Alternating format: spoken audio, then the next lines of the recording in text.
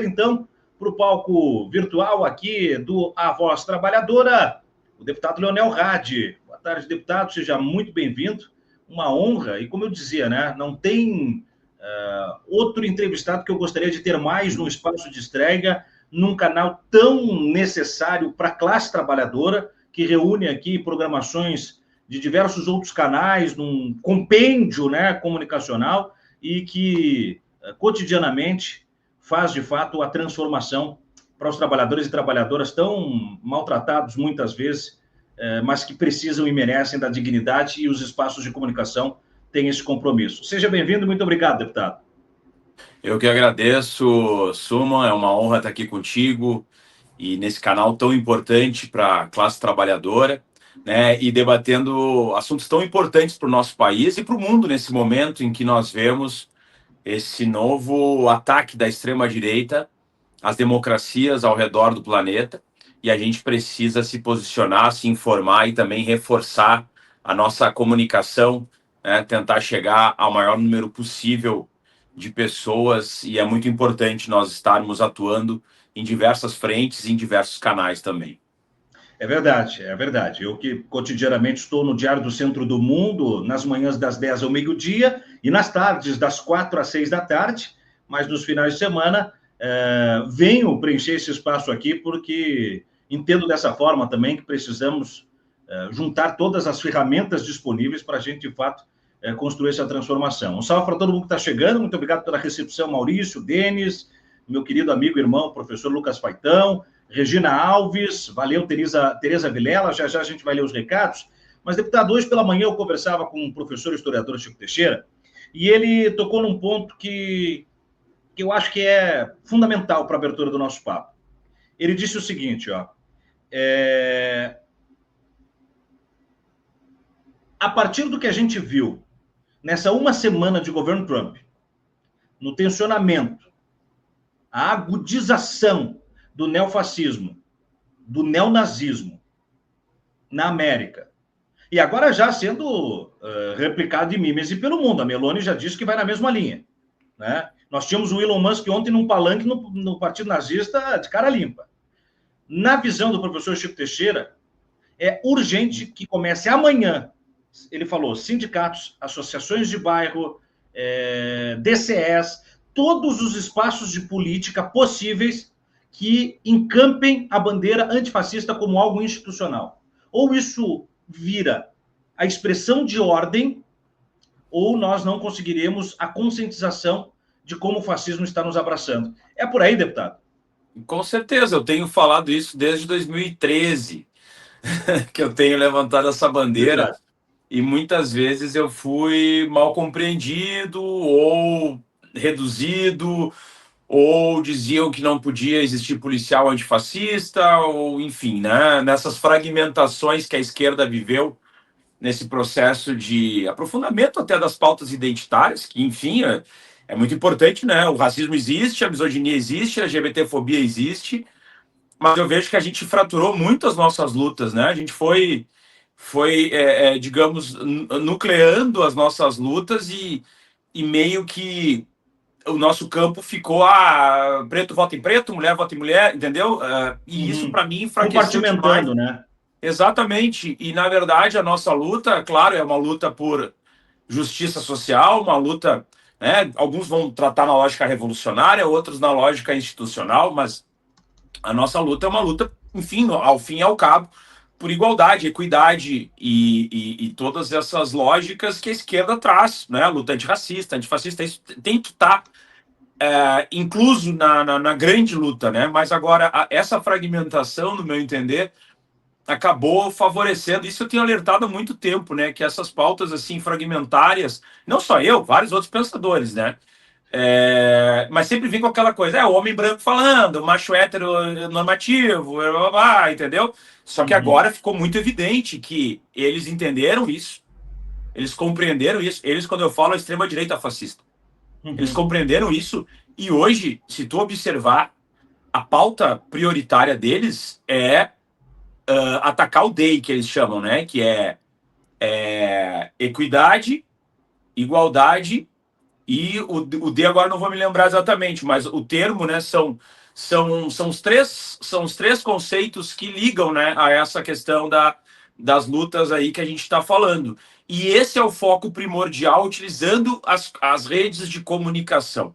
E é o que o próprio quando o Meta, né? Quando o Meta coloca que nós não vamos ter mais moderação de conteúdo como é feito hoje, quando o Zuckerberg fala sobre esses aspectos e algo que o próprio Musk já tinha feito anteriormente, nitidamente o foco deles hoje são nessas pautas muito identificadas com a esquerda e que não são esquerda raiz, porque a esquerda tinha uma lógica de mudança social ampla que estava incluso esses grupos, mas não era dessa lógica fragmentária, entendeu? De pautas tão fragmentárias. Mas eles observaram isso e hoje fica muito evidente pelos discursos e pelos ataques. Não é por acaso que o McDonald's abandonou essa pauta do Day, a Boeing, enfim, todas essas multinacionais hoje estão abandonando essa pauta, né?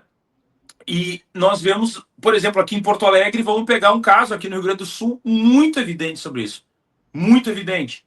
Que é a questão do Bloco da Laje e algo que acontece há 20 anos, né? Que é aquela encenação lá de Jesus Cristo e tal, do pregadão. E eu já tive amigos que foram o Jesus ali do Bloco da Laje. Mas, enfim, virou uma pauta nacional hoje. Hoje é um ataque ao cristianismo, à homossexualidade, não sei o quê.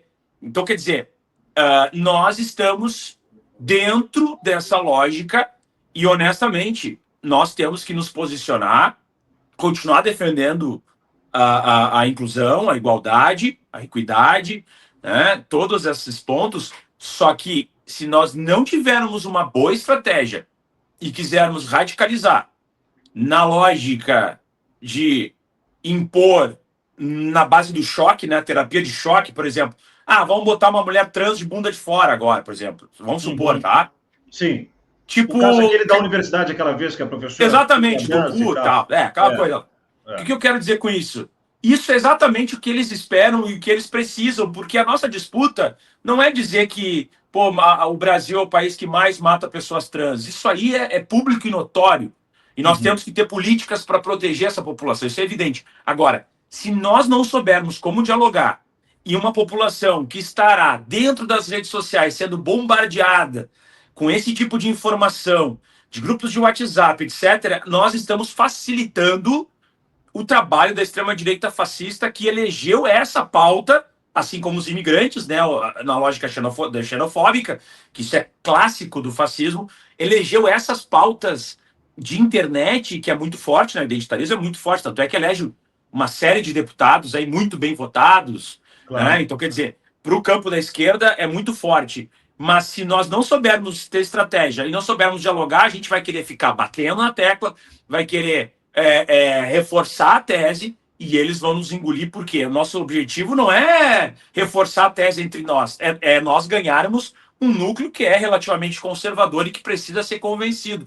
E esse núcleo conservador, que não é fascista, mas que tende, né, a ser mais conservador, é onde está focado hoje os ataques, se for observado, Elon Musk, do Zuckerberg. Então, quer dizer, nós estamos num período muito perigoso e que a esquerda precisa urgentemente mudar suas estratégias. Eu sempre falava um negócio que dizia assim, eu sou antifascista e antirracista. Eu disse, olha só, o conceito de antifascismo, no meu entendimento, ele é um grande guarda-chuva. Claro. Ele é um guarda-chuva gigantesco. Na verdade, só existe... ele é bipolar, né? Ele não é nem esquerda. O antifascismo, na verdade, como essência, ele nem se vincula, por exemplo, ao marxismo, ou se vincula a uma pauta anarquista, ou qualquer coisa do gênero. Ele é um conceito de mundo que diz o seguinte, nós temos que combater o fascismo. E o que é o fascismo? É a lógica autoritária, é o poder pela força, é a antidemocracia, né? O governo autoritário, é a violência, é a misoginia, a LGBTfobia, o racismo, tudo isso está dentro da lógica fascista, né? Então, assim, eu sempre dizia, cara, ou tu é fascista ou tu é antifascista, porque o fascista ele não tem aquela coisa assim, ele não aceita que a pessoa diga, eu não sou fascista, mas também eu não... Não, tu falou que tu já é... que tu não eu não sou fascista, eu só não gosto de preto. Né? Não, mas mesmo que a pessoa diga, por exemplo, assim, ó. Mas mesmo que a pessoa diga assim, ó. Ah, eu não sou fascista, mas assim, eu não sou de esquerda, mas eu não gosto muito dessa lógica autoritária de vocês. Cara, se tu falar isso para um fascista, acabou. Ele não quer saber de divergência. Tu é inimigo, tu vai ser comunista, marxista e vai ser morto igual. Então, para mim, isso é muito evidente e por isso que é tão importante o que o professor falou, da necessidade de nós ocuparmos os espaços com esse debate e digamos assim, infelizmente, mas por outro lado também facilita um pouco o discurso, que o Trump está mostrando com todas as letras o que é o fascismo, o que ele defende, qual é a lógica, e isso acaba facilitando um pouco também o nosso diálogo, porque até o Trump assumir, era muito fácil para a extrema-direita dizer: tu não sabe o que é fascismo, fascismo imaginário. Pegou uma bandeira aí para ficar batendo em cima dela e tal. Mas isso. E agora não, né? Agora meio que as coisas estão saindo do armário, infelizmente, por um lado, mas de certa forma também nos facilita o diálogo com a população, né, mais vulnerável, o diálogo com as pessoas que sofrem esse tipo de violência. E eu espero que isso seja feito pelo campo da esquerda e parar com essa fragmentação. Assim, nós temos que ter representatividade, temos, mas a fragmentação nos enfraquece frente a uma lógica que eles estão totalmente blocados e engolindo cada vez mais toda a direita, né? Não é mais só a extrema. Eles vão avançando nas pautas econômicas e ganhando capilaridade entre aqueles que, em tese, poderiam vir a defender uma lógica democrática. Estão engolindo com muita velocidade, até é um dos pontos que eu quero tocar. Olha aqui, ó, deputado, que legal, o recado que chega da professora Antifa. Boa tarde, coisa boa, programa novo na pauta. E ela complementa, ainda mais com um antifascista na área. Vamos para cima deles, precisamos voltar a ocupar as ruas. Esse é um dos pontos que a gente vai desdobrar ainda aqui. Um salve para a professora Antifa. Obrigado por estar conosco. Vou mandando recados, galera. A estreia do programa são fascistas por ignorância, nem sabem, diz o Fábio. Tem esse ponto, que é um ponto também que...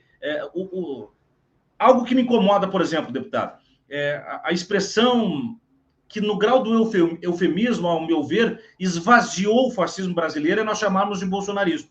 O bolsonarismo esvazia como se ele fosse uma lógica de bloco, né? Como se o bolsonarismo fosse a antítese do lulismo ou do brizolismo, né? Não. O bolsonarismo é um eufemismo e um esmaecimento do fascismo brasileiro. O bolsonarismo é mais próximo do integralismo do que uma visão político-ideológica econômica.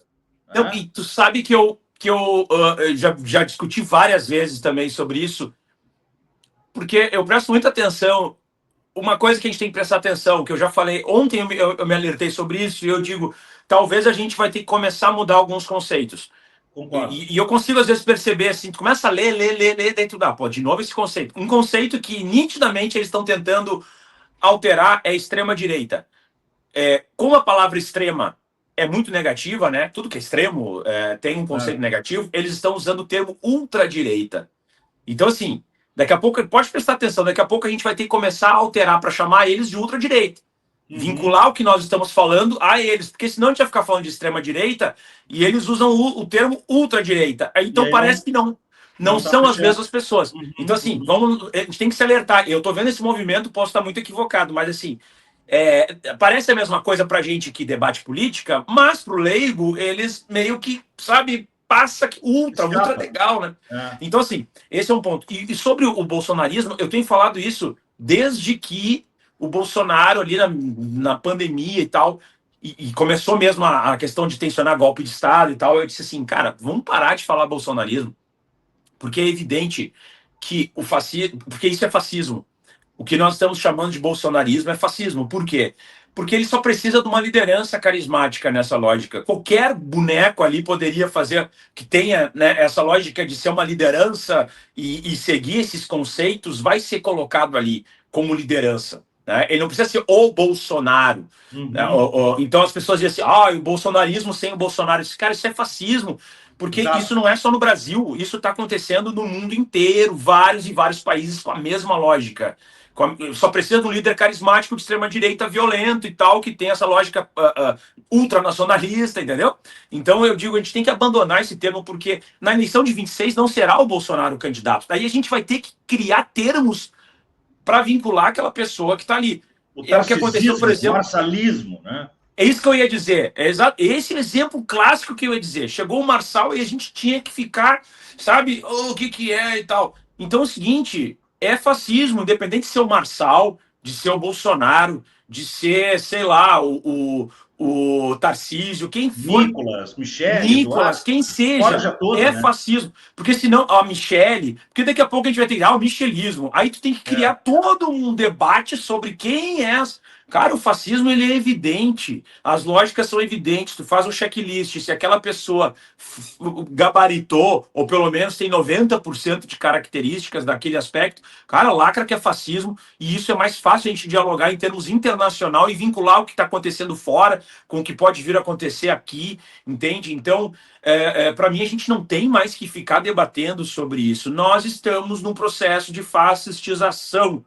Né? Os Estados Unidos têm um governo fascista, Israel tem um governo fascista, a Hungria tem um governo fascista. Então, assim, a Alemanha, né, tem uma liderança neonazista fascista que hoje disputa uma eleição. Então, nós temos que ter essa percepção e dar um nome aos bois. Por isso que eu digo, ficar normalizando o Heil Hitler, como foi feito pelo Elon Musk, o símbolo lembra. Aí ele faz uma entrevista 15 dias antes com uma liderança do partido neonazista da Alemanha. Faz aquele gesto. A família, o vô e a avó eram nazistas do Canadá, entendeu? Admitidos pelo pai dele. Então, assim, o que mais precisa ser dito, entendeu? Aí o cara faz toda uma política xenófoba de perseguição a imigrantes. Todos os países em que ele intercede tem uma lógica de perseguição a imigrantes, de xenofobia total.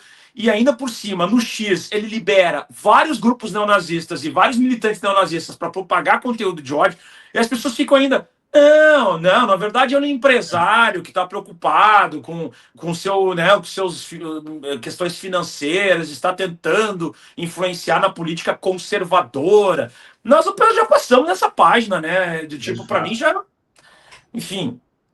Não, e esse é o lance. E aí, quando você toca nesse ponto, deputado, quero pedir para o pessoal dar o like no vídeo. Aí vamos aproveitar a estreia do programa. A gente está só começando, a audiência está crescendo, já quase 100 simultâneos. Eu quero pedir o seguinte, gente. Vamos deixar o like no vídeo, vamos se inscrever no canal, o canal rumando aos 400 mil inscritos, neste momento 383 mil. É a estreia do Giro de Notícias com o deputado Leonel Rade, aqui como nosso primeiro entrevistado. E quem puder, pinga um superchat, porque o financiamento deste horário virá do superchat. Né? Então, na ideia de operar da notícia, eu vou resistir aqui das 2 às 3 da tarde, trazendo informação, análise de conjuntura nacional e internacional, entrevistas e interatividade. Já vou para uma leitura de um bloco de participações aqui, mas eu preciso que vocês ajudem a financiar essa nossa estrutura. Aí, deputado, tem um fato que é o seguinte, o fascismo é sempre... em caso de incêndio, quebra o vidro quando o capitalismo está claudicante. Quando o neoliberalismo começou a trançar as pernas, grita que o fascismo está lá para te socorrer e chega com o extintor de incêndio. E aí o que se fez? E a gente está vendo isso aí não é o livro que está contando. A história deveria ter sido pedagógica. Né? Quer dizer, a história nós é que não aprendemos como sociedade, mas nós estamos vendo, o Trump se juntou com os grandes mecenas do mundo, os grandes ricaços do mundo, e fascistaram em 6 dias o mundo ocidental. Em 6 dias. Então, quer dizer, é o que é. Daí não adianta dizer assim, mas tem que ver o seguinte, é um movimento estratégico do mundo multipolar. E caceta. O cara não está tirando imigrantes que estão ilegais porque o problema dele é com a ilegalidade de imigrantes que ocupam vagas no mercado de trabalho. É porque é um projeto eugenista. Vai começar com os ilegais, depois vai ser uma repressão aos imigrantes que estavam lá, ou turistas, enfim, e a coisa vai criar um muro como ele criou no México, né? Então, até onde ele vai, deputado? Esse é o ponto central do fascismo. Ele trabalha com a lógica do ressentimento. E aí, cada país vai ter uma característica própria em relação a esse ressentimento, mas vai continuar sendo fascismo.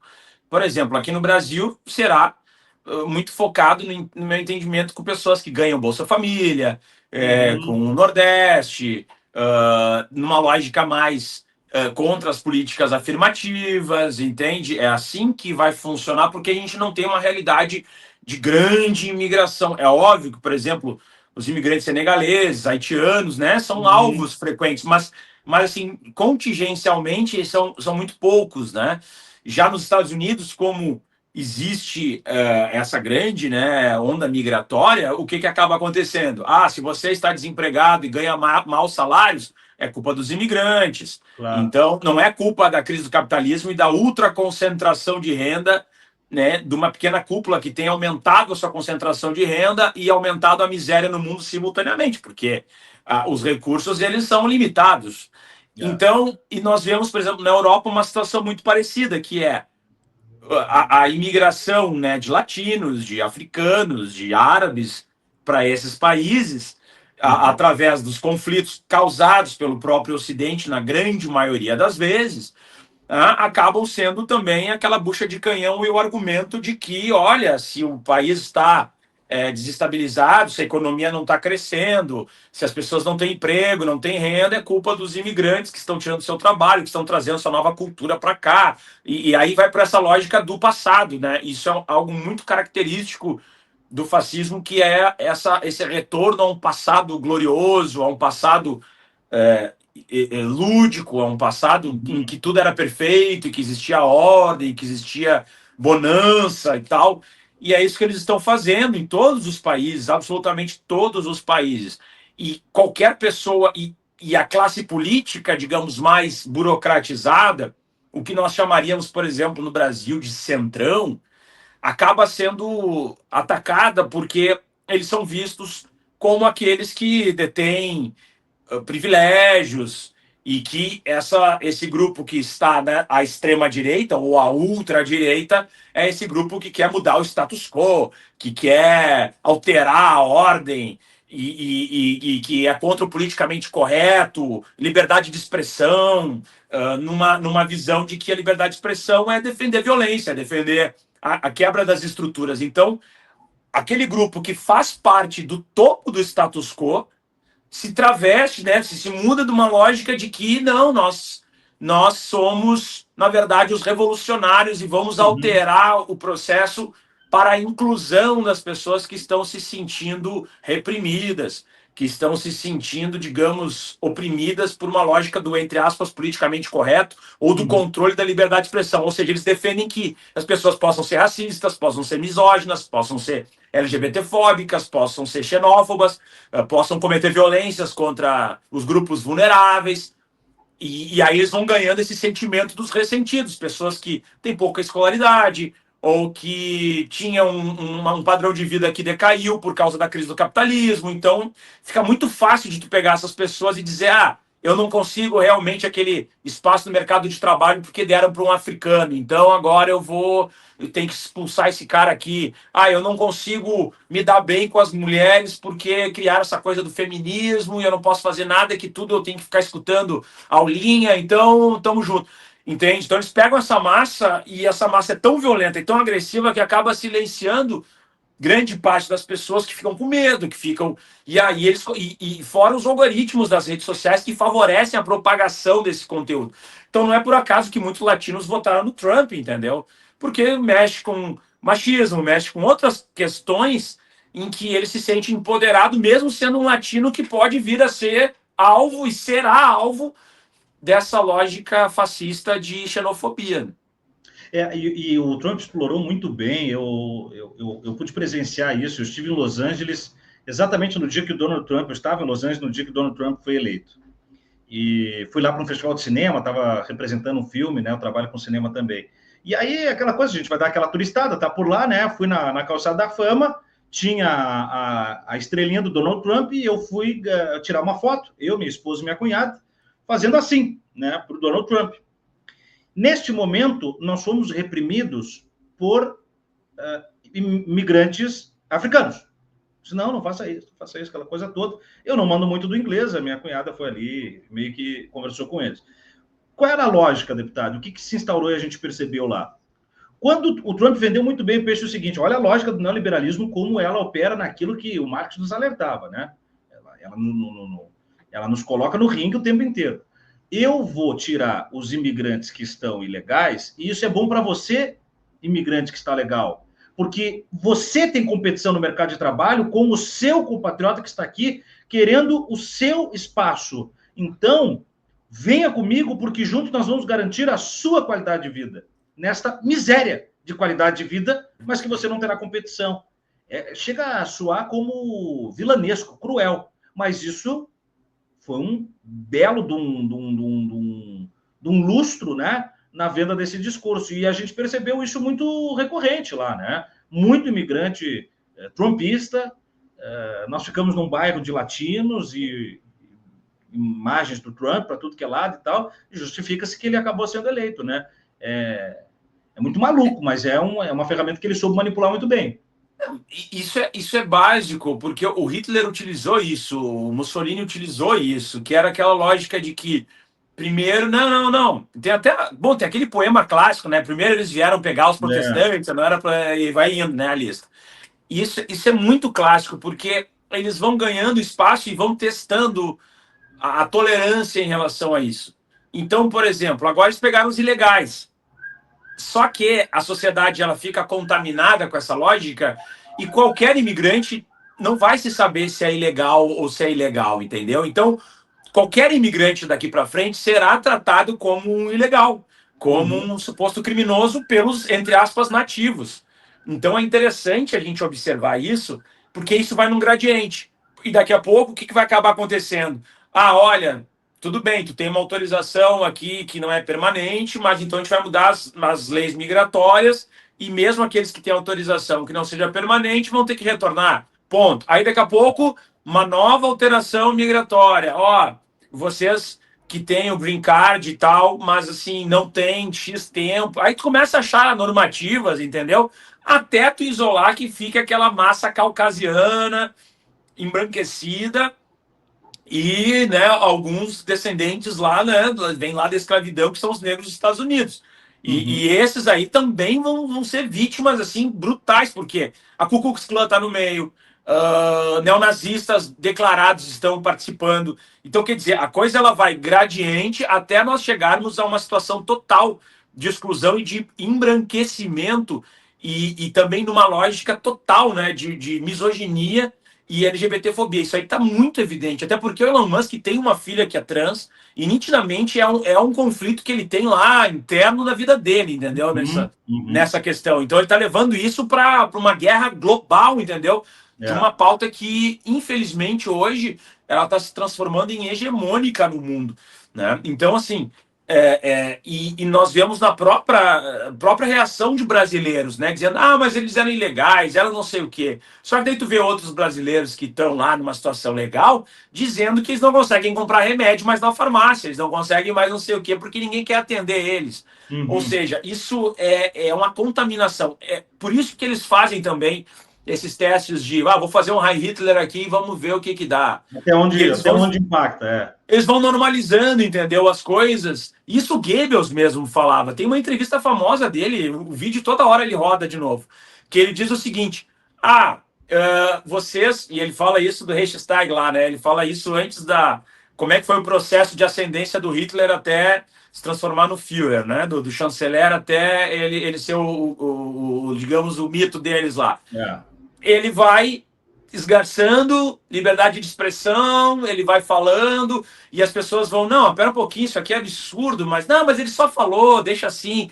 Aí chega no momento que tá todo mundo dizendo, não, a gente concorda com isso aí mesmo. Então, essa política migratória do Trump é aprovada por 76% do seu eleitorado.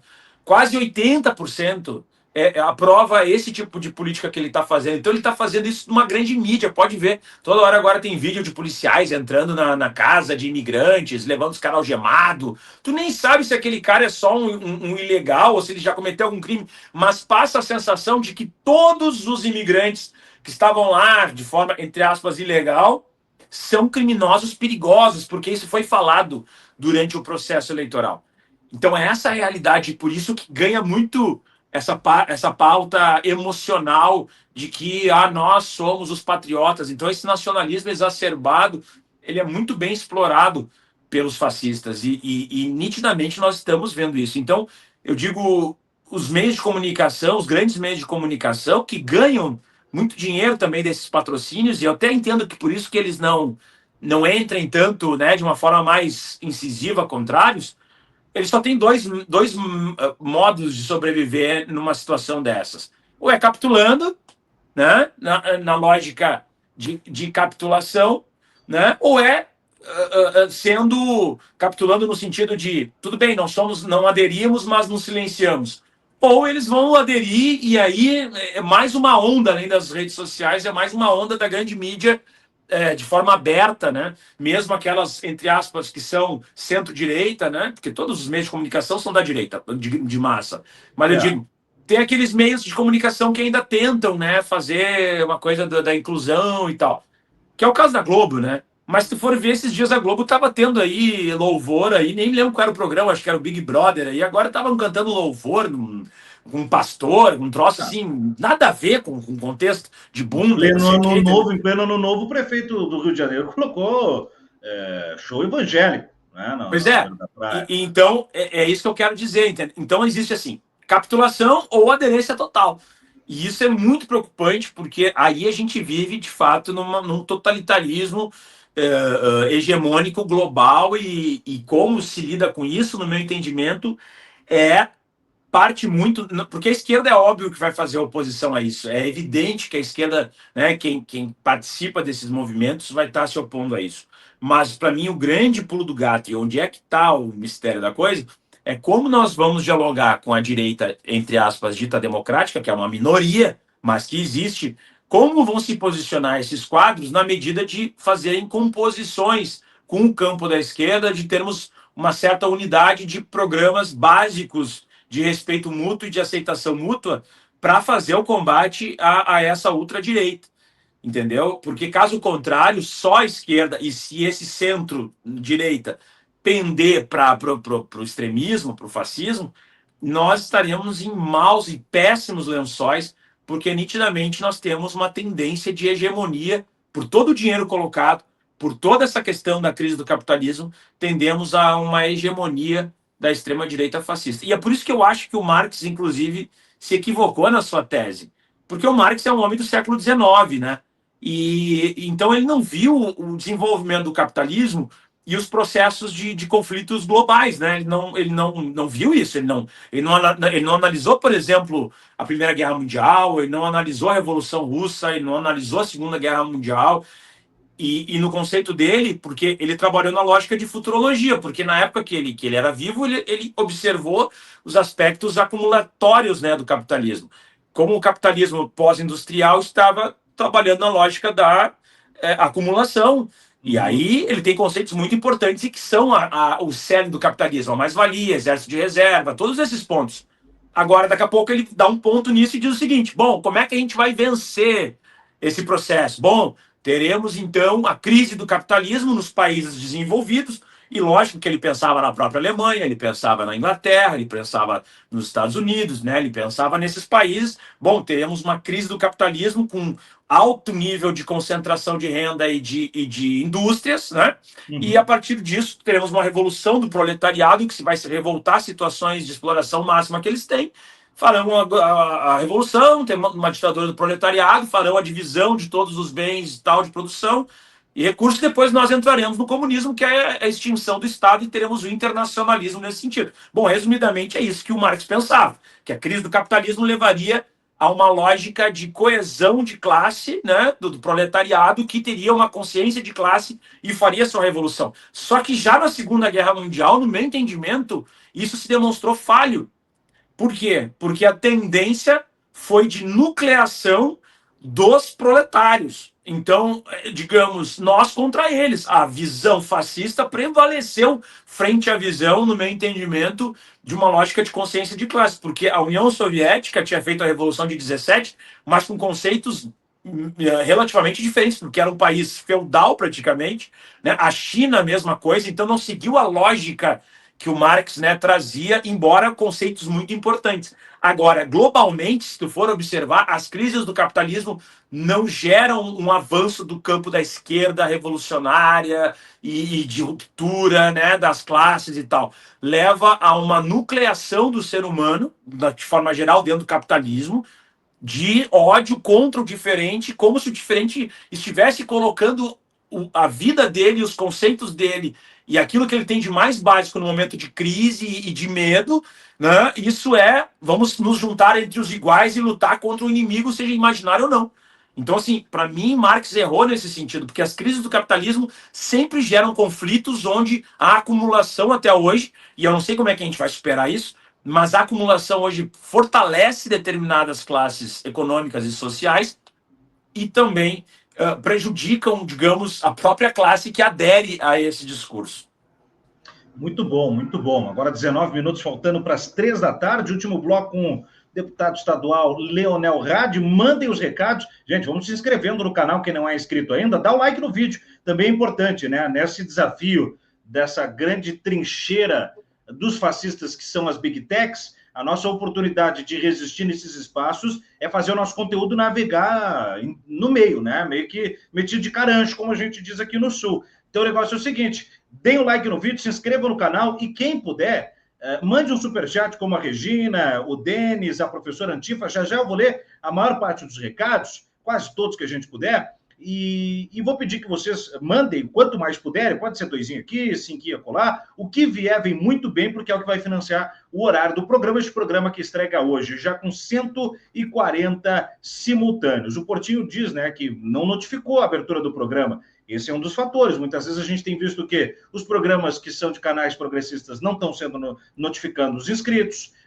os programas que são de conteúdos progressistas têm propagandas do Brasil Paralelo, do MBL e por aí afora. Então a gente tem que ficar, né, nessa nossa luta permanente e cada um agarrando um na mão do outro aí, ninguém se soltando. 18 minutos faltando para as 3, para a gente fechar, deputado, mudando um pouco a pauta aí da geopolítica global, o Curió cantou, né? O Mauro Cid falou, veio à tona aí a íntegra da oitiva, o depoimento dele todo transcrito veio à baila, e lá naquele degradê dos grupos de conselheiros do Jair Bolsonaro, o mais radical, aquele que queria pegar em armas, aquele dos assassinatos e prisões de autoridades, compunha-se de Michele e Eduardo Bolsonaro. Qual é o cálculo político disso? De alguma maneira, é um sangramento da família Bolsonaro ou a essa altura do jogo não faz diferença? Não, eu acredito que eles, cada um à sua maneira, dos Bolsonaros, terão algum procedimento judicial assim efetivo contra eles no momento adequado. Não sei se no tempo necessário, porque o judiciário tem um tempo e a política tem outro tempo. Tá?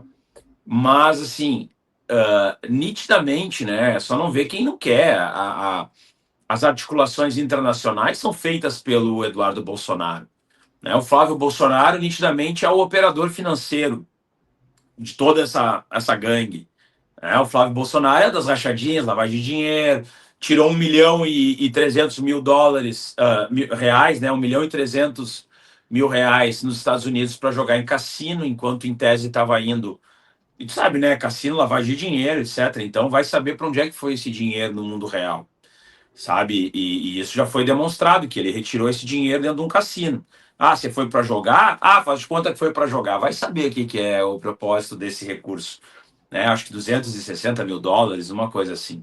Quer dizer, nitidamente, o Flávio Bolsonaro é o operador financeiro, o Eduardo Bolsonaro é o articulador político, ideológico da violência, e o Carlos Bolsonaro é o operador das redes sociais, né? E o 04 é um abobado que gosta de dar golpe estelionatário, né?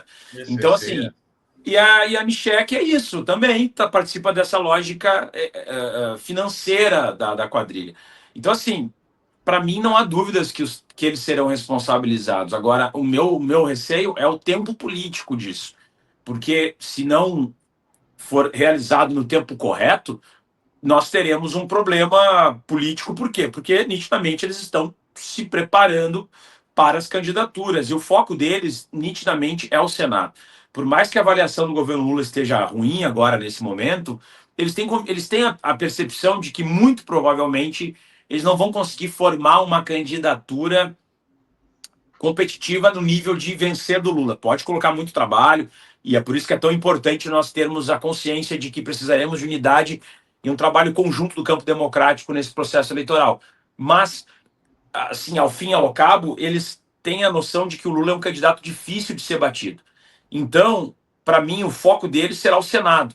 E aí eles vão colocar todos esses nomes ao Senado. Inclusive aqui, todos esses que estão aí se colocando como pré-candidato, o Nicolas eu não sei por causa da idade, né? Não sei exatamente a idade que ele tem, quanto é que ele vai ter em 26, o ano que vem. Mas, assim, talvez ele não possa porque não teria idade para o Senado. O Nicolas tem 28, ele não teria idade para concorrer. Por isso que não ele teria, né? Porque o Senado acho que é 30, né? O mínimo. Então, assim, tá, mas aí ele explode em votos e vai ser candidato a prefeito em Belo Horizonte, entendeu? Tô dando um exemplo aqui. O Gustavo Lima, eu vou candidato a presidente, mas daí daqui a pouco ele vai ao Senado e explode em voto Senado. O Eduardo Bolsonaro, não sei o quê, Senado. Michele Bolsonaro, Senado. Então tu imagina, e o Senado hoje, ele é um moderador, na verdade, da Câmara dos Deputados. Se tu for observar, por mais que seja um Senado conservador e tal, mas comparativamente à Câmara dos Deputados, ele ainda é relativamente oxigenado. Então ali nós teremos um grande problema, mesmo que o Lula vença a eleição de 26. E se ele não vencer a eleição de 26, aí, meu camarada, aí no meu entendimento, a gente pode, assim, se preparar para um rebote e para uma onda desesperadora de golpe de Estado aberto, declarado, sem nenhum tipo de pudor. Para mim, isso é muito determinante a partir da eleição de 26. Porque é mais ou menos como o Trump fez, né? Ele esgarçou todos os conceitos, matou policial, lavagem de dinheiro, pagou prostituta. Se a gente for observar, ele lançou bitcoins um dia antes da posse dele, ganhou bilhões de dólares com aquilo ali. Completou disso, Isso, e falas contra Porto Rico. Enfim, o cara esgarçou, ele fez todo o diabo que podia fazer. Ninguém pode dizer que não sabia, que está chocado. Ou seja, o Bolsonaro e esse grupo a mesma coisa, eles falam abertamente, não, nosso objetivo é A, B, C, D, E, e fica por isso mesmo. E se ganha uma eleição, então, assim, era matar ministro, era matar o Lula, e o cara vai lá e vota, significa que ele está chancelando aquela violência. Então, para mim, isso é muito preocupante, e a eleição de 26, para mim, é derradeira nesse processo, e a gente precisa ter muita articulação para que não sucumba frente às estratégias que os fascistas estão fazendo nesse momento. Com certeza absoluta, deputado. Bom, deputado, quero agradecer demais a sua presença no nosso programa de estreia. Neste momento, nós estamos batendo quase 200 simultâneos, e é só o começo, né, de uma trajetória que a gente espera que seja cada vez mais consolidada, numa caminhada conjunta com os trabalhadores e trabalhadoras espalhados pelo Brasil. O pessoal pode mandar também de onde está falando. Eu vi que tem gente de Floripa, tem gente de Porto Alegre, do interior do Rio de Janeiro. Chegou um recado agora ali que até eu queria trazer. Olha só, o recado da Fátima Simões, ó. Não é a Fátima de Tubarão, viu? É a Fátima lá do interior do Rio. Que ela diz assim: tem um filho que é policial militar, gostaria muito que fosse um policial antifascista. Moramos no interior do Rio de Janeiro e você imagina em quem ele votou, né?